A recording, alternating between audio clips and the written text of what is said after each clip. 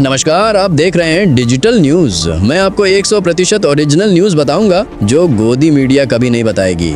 उससे पहले आप मेरे चैनल को सब्सक्राइब करें और एक लाइक जरूर करें। तो चलिए नजर डालते हैं आज के तमाम बड़े खबरों पर।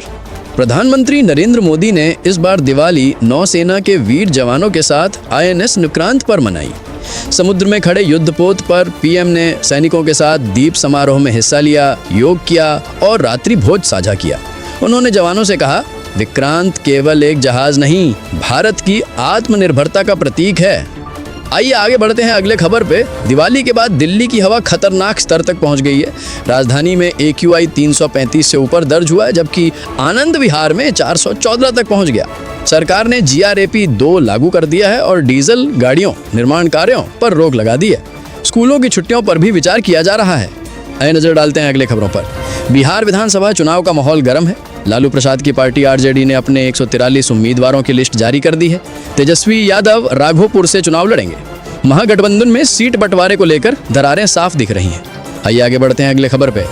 कर्नाटक के चित्तापुर में RSS के रूट मार्च पर प्रशासन ने रोक लगा दी है। पुलिस का कहना है कि शांति व्यवस्था बिगड़ने का खतरा था।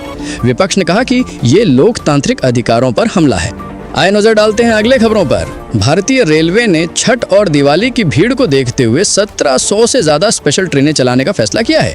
दिल्ली, मुंबई, पटना और वाराणसी मार्गों पर वंदे भारत जैसी प्रीमियम ट्रेनों में भी अतिरिक्त कोच लगाए जा रहे हैं। आइए आगे बढ़ते हैं अगले खबर पे।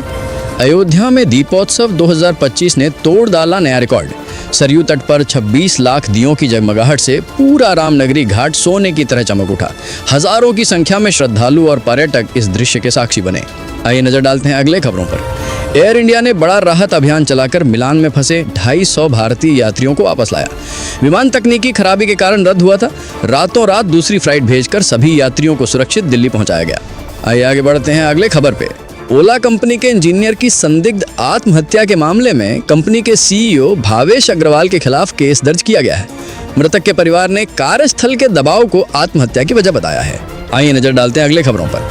तेलंगाना में OBC आरक्षण की मांग पर राज्यव्यापी बंद रहा। हैदराबाद समेत कई शहरों में परिवहन सेवाएं ठप रहीं। विपक्ष ने कहा कि सरकार पिछड़ों से किए वादे निभाने में नाकाम रही है। आइए बढ़ते हैं आगे अगले खबर पे। असम में BJP को मिला नया सहयोगी दल। गठबंधन के इस कदम को चुनावी समीकरण बदलने वाला माना जा रहा है। कांग्रेस ने इसे सत्ता की मजबूरी बताया है। आइए नजर डालते हैं अगले खबरों पर। अक्टूबर महीने में खुदरा महंगाई दर में गिरावट की उम्मीद है। रिपोर्ट्स के मुताबिक ये आंकड़ा 5% के नीचे जा सकता है। खाद्य पदार्थों और ईंधन की कीमतों में कमी से आम जनता को राहत मिलेगी। आइए आगे बढ़ते हैं अगले खबर पे। भारत का निर्यात $413 अरब तक पहुंच गया है। अप्रैल से सितंबर के बीच कुल 5% की वृद्धि हुई है। सरकार का कहना है कि ये मेक इन इंडिया और उत्पादन प्रोत्साहन योजनाओं का असर है। आइए नजर डालते हैं अगले खबरों पर। कपड़ा खुदरा क्षेत्र में इस त्योहारी सीजन जबरदस्त उछाल देखने को मिला है। GST में राहत के कारण बिक्री में करीब 14% तक की वृद्धि दर्ज की गई है। आइए बढ़ते हैं अगले खबर पे। एक रिपोर्ट के मुताबिक भारत 2027 तक दुनिया की तीसरी सबसे बड़ी अर्थव्यवस्था बन सकता है। सेवा क्षेत्र और निर्यात में तेजी भारत की सबसे बड़ी ताकत बताई जा रही है। आइए नजर डालते हैं अगले खबरों पर। क्रिकेट से खबर।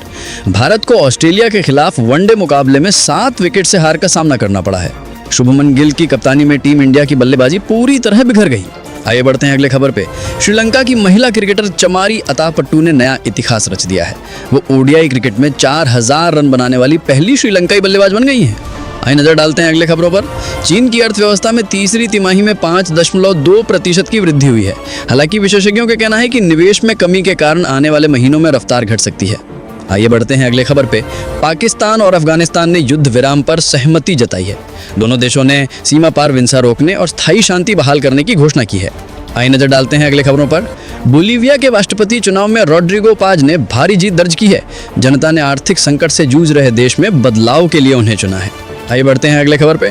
रूस और यूक्रेन के बीच संघर्ष फिर तेज हो गया है। दोनों देशों ने एक दूसरे की ऊर्जा आपूर्ति प्रणालियों पर ड्रोन और मिसाइल आक्रमण किए हैं। कई शहरों में बिजली बाधित हो गई है।